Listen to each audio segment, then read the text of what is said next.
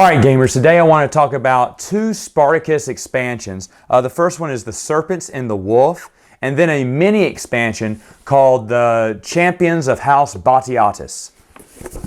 Let's check it out. All right, so what all comes with this expansion? Well, you're going to get more market cards, more intrigue cards. You're going to get more starting gladiators and slaves. You're also going to get a replacement card for Asher because there's a new rule with the expansion, and they wanted to give Asher a different ability for that. You also get two sweet-looking gladiator figures with this, and you can also play with two new houses. Verinius and Sepius.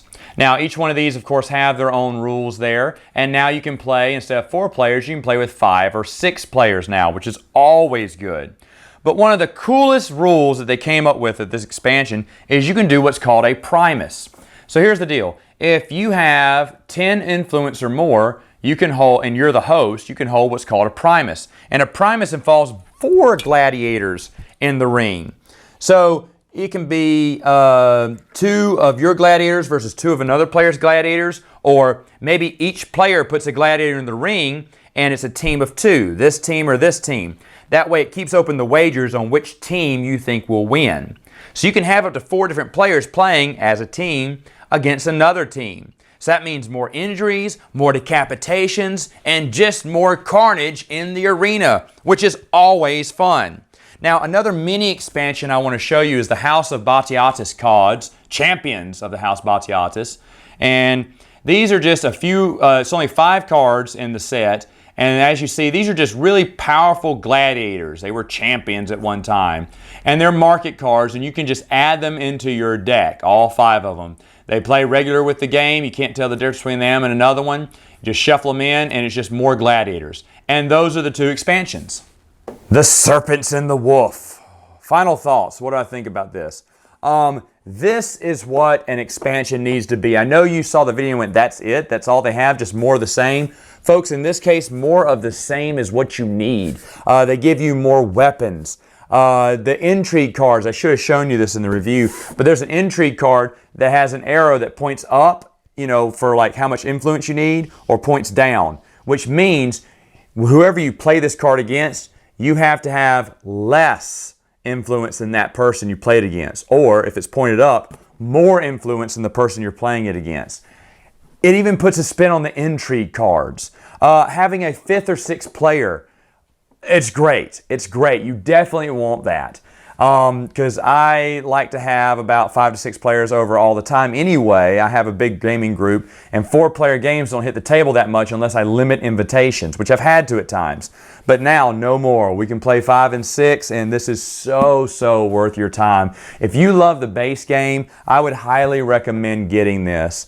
Like I said, you get 2 more gladiator figurines. That's really good. And the Primus. How fun is that, right? 4 gladiators in the ring.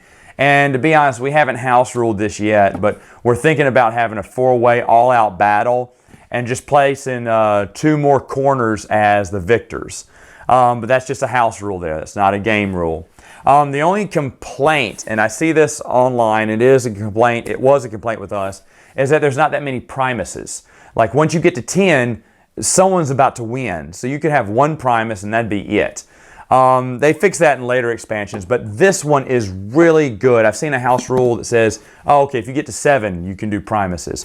You can just make up your house rule when you want primuses, but it's just a smart rule, smart ideas. This is everything I asked for in an expansion and more. Now, for the mini expansion, the Champions of House Batiatus. Those are just 5 cards, and they're from like 1 episode where he's talking about his history, and those are the 5 gladiator champions. They're really good gladiators. It's very expensive to get online. I think on Gale Force 9 website you pay $10 plus shipping, which was $8 I think. So it's like $18 for 5 cards. That's almost $4 a card, or $3.80 or something like that. Anyway, is it worth it? I don't know. I can't suggest that it is. If you really love the game like I do, it's definitely worth it. It's fun to have more gladiators in there, especially big ones. Of course, there are more powerful gladiators than others, and it gets aggravating if someone snatched up a very powerful one and they're just dominating the challenges. So if you put the champions of House Batiatus in that deck, there's 5 more champions to go in there and slug out against other champions. And for me, that is well worth it. But you should definitely get this expansion if you have the base game. I really highly recommend it. And then the mini expansion, the 5-card, which I think they were just promos, but now they're sold as a little promo pack. Yeah, it's worth it if you have it all. It definitely adds flavor to your game. All right, gamers, that's all the time I have for now. Until next time, I'm still Spartacus.